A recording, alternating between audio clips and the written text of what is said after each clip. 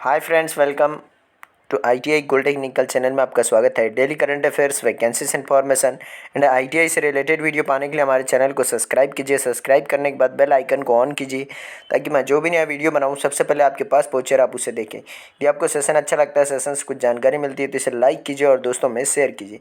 Share जरूर कीजिएगा क्योंकि यह कॉम्पिटिशन की तैयारी करने वाले बच्चों के लिए बहुत ही इंपॉर्टेंट सेशन है। यदि आप हमारे चैनल आईटीआई गोल्ड टेक्निकल पर पहली बार आए हो तो इसे सब्सक्राइब कीजिए और अपने दोस्तों से भी जरूर करवाइएगा। आज हम पढ़ेंगे 20 मार्च 2021 से जितने भी इंपॉर्टेंट करंट अफेयर क्वेश्चन बनेंगे वह इस वीडियो में पढ़ेंगे। इस वीडियो की पीडीएफ फाइल की लिंक मैं इसी वीडियो के डिस्क्रिप्शन में दे दूंगा, वहां से जाकर उसे डाउनलोड कर लीजिए ताकि एग्जाम के टाइम पर आप आसानी से रिविजन कर सकते हैं।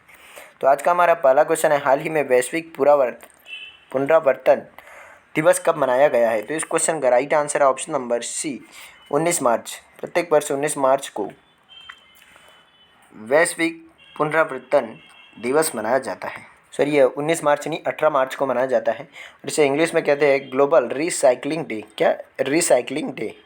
हमारे प्राकृतिक संसाधनों का तेजी से उपयोग किया जा रहा है और उनके बारे में आम लोगों को जागरूकता पैदा करने के लिए वैश्विक पुनरावर्तन यानी कि ग्लोबल रिसाइकलिंग डे प्रत्येक वर्ष 18 मार्च को मनाया जाता है और यह दिन रिसाइकलिंग की अवधारणा और अभ्यास को बढ़ावा भी देता है।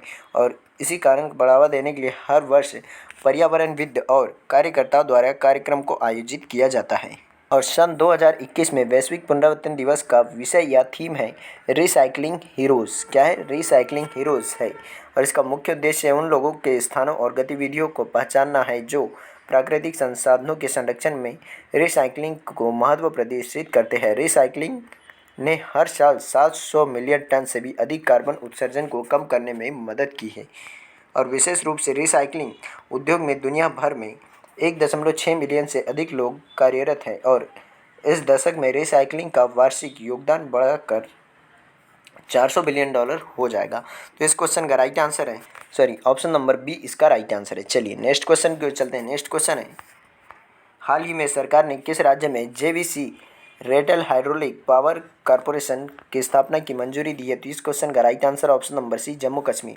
जम्मू कश्मीर में यह मंजूरी दी है सरकार ने। तो अब बात कर लेते हैं जम्मू कश्मीर की। तो जम्मू कश्मीर की राजधानी है जम्मू और श्रीनगर और 5 अगस्त 2019 को जम्मू कश्मीर राज्य को विशेष राज्य का दर्जा हटाकर अनुच्छेद 370 और 35A को हटाकर इसे केंद्र शासित प्रदेश बना दिया गया है। 2 केंद्र शासित प्रदेश बनाए गए, एक जम्मू कश्मीर और एक लद्दाख। और जम्मू कश्मीर के प्रेजेंट टाइम पर उपराज्यपाल है मनोज सिन्हा। कौन है? मनोज सिन्हा। यही JVC Ratle hydraulic power corporation का निर्माण किया जाएगा। कहाँ पर? जम्मू कश्मीर में।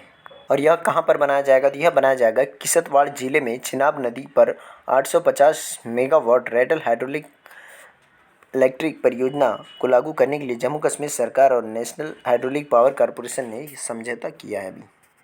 और इसमें प्रस्तावित जेवीसी में 100 करोड़ रुपए की शुरुआती प्रदत्त पूंजी के साथ 1600 करोड़ रुपए की अधिकृत पूंजी होगी और 850 मेगावाट का रेटल एचईपी यानी कि हाइड्रो इलेक्ट्रिक परियोजना 5281.94 करोड़ रुपए की अनुमानित लागत से विकसित किया जाएगा।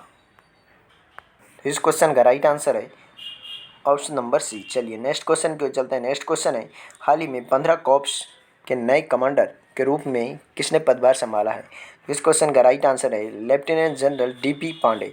डीपी पांडे ने अभी यह पदभार संभाला है 15 कॉर्प्स के नए कमांडर के रूप में। यही है लेफ्टिनेंट जनरल डीपी पांडे जिन्होंने अभी यह पदभार संभाला है। और यह भारतीय सेना के मिलिट्री ऑपरेशन के नए महानिदेशक के रूप में नियुक्त किया गया है। और राष्ट्रीय रक्षा अकादमी के पूर्व छात्र जनरल पांडे को दिसंबर 1985 में भारतीय सेना सैन्य अकादमी देहरादून से सिख लाइट इन्फेंट्री रेजिमेंट में नियुक्त किया गया था। तो इस क्वेश्चन का राइट आंसर ऑप्शन नंबर ए। नेक्स्ट क्वेश्चन है, हाल ही में बैटल रेडी फॉर 21 सेंचुरी नामक पुस्तक का विमोचन किसने किया है? तो इस क्वेश्चन का right answer option number A, general Vipin Rawat. General Vipin Rawat ji ने अभी बैटल रेडी फॉर 21 सेंचुरी नामक पुस्तक का विमोचन किया है। तो हमारे जनरल विपिन रावत जी ने इस पुस्तक का भी विमोचन किया है। लेफ्टिनेंट जनरल AK सिंह प्रतिष्ठित फेलो और brigadier Narendra Kumar visiting fellow के द्वारा संपादित बैटल रेडी फॉर 21 सेंचुरी नामक एक पुस्तक का जनरल विपिन रावत द्वारा विमोचन किया गया। पुस्तक भविष्य के संघर्षों के लिए रणनीतिक प्रबंध के लिए वैचारिक ढांचे को पूरा करेगी। इस क्वेश्चन का राइट आंसर ऑप्शन नंबर ए। यदि आप हमारे चैनल ITI गोल्ड टेक्निकल पर पहली बार आए हो तो इसे सब्सक्राइब कीजिए और अपने दोस्तों से भी जरूर करवाइएगा। चलिए नेक्स्ट क्वेश्चन की ओर चलते हैं। नेक्स्ट क्वेश्चन है, हाल ही में किसने अंतर्राष्ट्रीय सौर अलायंस के संशोधित फ्रेमवर्क समझौते पर हस्ताक्षर किए? तो इस क्वेश्चन का राइट आंसर ऑप्शन नंबर ए, इटली। इटली ने अभी अंतर्राष्ट्रीय सौर अलायंस के संशोधित फ्रेमवर्क पर अपने समझौते पर हस्ताक्षर किए हैं। इटली ने भारत के साथ अंतर्राष्ट्रीय सौर गठबंधन यानी कि इंटरनेशनल सोलर अलायंस ISA के संशोधित फ्रेमवर्क समझौते पर हस्ताक्षर किए और फ्रेमवर्क समझौते पर भारत के इतालवी राजदूत विंसेंजो डी लुका ने हस्ताक्षर किए थे। और ISA भारत द्वारा शुरू किए गए एक 121 से अधिक देशों का एक गठबंधन है और यह अंतर्राष्ट्रीय सौर गठबंधन भारत के प्रधानमंत्री और फ्रांस के राष्ट्रपति ने 2015 में पेरिस के संयुक्त राष्ट्र जलवायु परिवर्तन सम्मेलन में इसके दौरान संयुक्त रूप से शुरू किया गया एक गठबंधन है। और इसमें सौर ऊर्जा के उपयोग की बात की गई है कि जो कर्क रेखा और मकर रेखा यानी कि बीच में होती है हमारी भूमध्य रेखा और ऊपर होती है कर्क रेखा और नीचे होती है मकर रेखा, यानी कि भूमध्य रेखा होती है 0 डिग्री पर और कर्क रेखा होती है 23.5 उत्तरी अक्षांश पर और मकर रेखा होती है 23.5 दक्षिणी अक्षांश पर। तो इन दोनों के बीच में जो भी देश आते हैं, कर्क रेखा और मकर रेखा के मध्य में, इन देशों पर सूर्य की किरणें सबसे ज़्यादा पड़ती है और इन्हें ही सौर ऊर्जा के उपयोग के लिए प्रोत्साहित करने के लिए यह गठबंधन किया गया है और इसी में अभी शामिल हुआ है कौन सा देश? इटली। बात कर लेते हैं इटली की। तो इटली की राजधानी है रोम और इटली की मुद्रा है यूरो। क्या है मुद्रा? यूरो। और यहाँ के राष्ट्रपति है सर्जियो मट्टरेला। कौन है? सर्जियो मट्टरेला। और प्रधानमंत्री है मारियो द्रागी। तो इस क्वेश्चन का राइट आंसर हो जाएगा, इस क्वेश्चन का राइट आंसर ऑप्शन नंबर ए। चलिए नेक्स्ट क्वेश्चन की ओर चलते हैं। नेक्स्ट क्वेश्चन है, हाल ही में अंतर्राष्ट्रीय सौर गठबंधन के महानिदेशक कौन बने हैं? तो इसके महानिदेशक बने अभी अजय माथुर। कौन? अजय माथुर जी।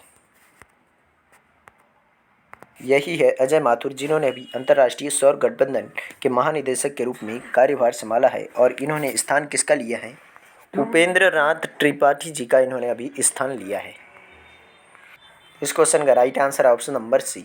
चलिए नेक्स्ट क्वेश्चन की ओर चलते हैं। नेक्स्ट क्वेश्चन है, हाल ही में राष्ट्रीय सुरक्षा गार्ड के महानिदेशक कौन बने हैं? तो इस क्वेश्चन का राइट आंसर हो जाएगा M.A. गणपति। M.A. गणपति को राष्ट्रीय सुरक्षा गार्ड का महानिदेशक नियुक्त किया है। यही है M.A. गणपति, जिनको अभी राष्ट्रीय सुरक्षा गार्ड का महानिदेशक नियुक्त किया है। वरिष्ठ IPS अधिकारी M.A. गणपति को 16 मार्च 2021 को राष्ट्रीय सुरक्षा गार्ड यानी कि नेशनल सिक्योरिटी गार्ड के महानिदेशक के रूप में नियुक्त किया है और उत्तराखंड कैडर के 1986 बैच के भारतीय पुलिस सेवा यानी कि IPS अधिकारी गणपति वर्तमान में नागरिक उड्डयन सुरक्षा ब्यूरो के महानिदेशक हैं और उन्हें पद से जुड़ने की तारीख और 29 फरवरी 2024 तक उनकी सेवानिवृत्ति की तारीख तक वह राष्ट्रीय सुरक्षा गार्ड के महानिदेशक के रूप में नियुक्त किए गए हैं। तो इस क्वेश्चन का right answer option number C. Next question के चलते हैं। नेक्स्ट क्वेश्चन है, हाल ही में किस राज्य के गवर्नर ने डॉन अंडर द डोम नामक ई-बुक जारी की है? तो इस क्वेश्चन का राइट आंसर हो जाएगा महाराष्ट्र राज्य के गवर्नर भगत सिंह कोश्यारी जी ने अभी डॉन अंडर द डोम नामक ई-बुक जारी की है। यही है महाराष्ट्र के गवर्नर, जिन्होंने अभी यह डॉन अंडर द डोम नामक ई-बुक जारी की है। इन्होंने यह एक डिजिटल ई पुस्तक का विमोचन किया है जिसका शीर्षक है dawn under the dome. Digital book में मुंबई जनरल पोस्ट ऑफिस के इमारत के इतिहास के बारे में दर्शाया है और यह मुंबई के post master general Swati Pandey द्वारा अर्किडा मुखर्जी के सहयोग से लिखा गया है।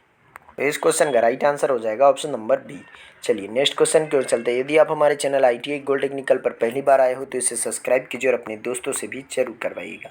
नेक्स्ट क्वेश्चन है, हाल ही में RBI ने किस बैंक पर 2 करोड़ रुपए का जुर्माना लगाया है? तो यह अभी भारतीय स्टेट बैंक यानी कि स्टेट बैंक ऑफ इंडिया पर अभी रिजर्व बैंक ऑफ इंडिया ने 2 करोड़ रुपए का जुर्माना लगाया है। भारतीय रिजर्व बैंक ने बैंकिंग विनियमन अधिनियम 1949 की धारा 10 के कुछ प्रावधानों का उल्लंघन के लिए भारतीय स्टेट बैंक के SBI पर 2 करोड़ रुपए का मौद्रिक जुर्माना लगाया और यह जुर्माना कमीशन के रूप में कर्मचारियों को पारितोषिक को लेकर भारतीय स्टेट बैंक जारी दिशा निर्देश समेत अन्य नियमों के उल्लंघन को लेकर लगाया गया है। यह जुर्माना बीआर अधिनियम के प्रावधानों के तहत आरबीआई के साथ निहित शक्तियों का अभ्यास में लगाया गया है।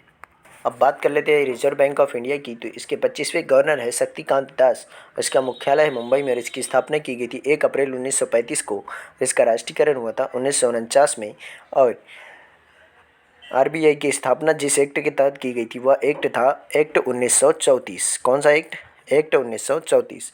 और एसबीआई की बात कर लेते तो एसबीआई की स्थापना की गई थी 1 जुलाई 1955 को और इसका मुख्यालय महाराष्ट्र के मुंबई में। और इसके अध्यक्ष है दिनेश कुमार खारा। तो इस क्वेश्चन का राइट आंसर हो जाएगा ऑप्शन नंबर ए, इसका राइट आंसर है। चलिए नेक्स्ट क्वेश्चन की ओर चलते हैं। नेक्स्ट क्वेश्चन है, हाल ही में जॉन मगुफुली का निधन हुआ, वह कौन थे? तो वह एक प्रतिष्ठित राजनेता थे जिनका भी हाल ही में निधन हो गया है। यही थे तंजानिया के राष्ट्रपति जॉन मगुफुली, जिनका भी हाल ही में निधन हुआ है। और इन्हें दिल की बीमारी के कारण इनका निधन हुआ है। बुलडोजर के उपनाम के लोकप्रिय मगुफुली ने 2015 में से तंजानिया के 5वें राष्ट्रपति के रूप में 2021 में अपनी मृत्यु तक सेवा की है। उन्होंने पहली बार अक्टूबर 2015 में राष्ट्रपति चुनाव जीता और 5 नवंबर 2015 को पद की शपथ ली और उन्होंने 2020 में फिर से चुनाव जीता था। अब बात कर लेते हैं तंजानिया की।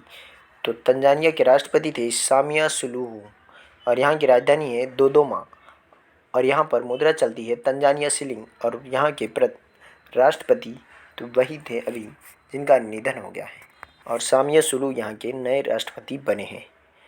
तो इस क्वेश्चन का right answer option number C. चलिए आज का सेशन यहीं समाप्त होता है।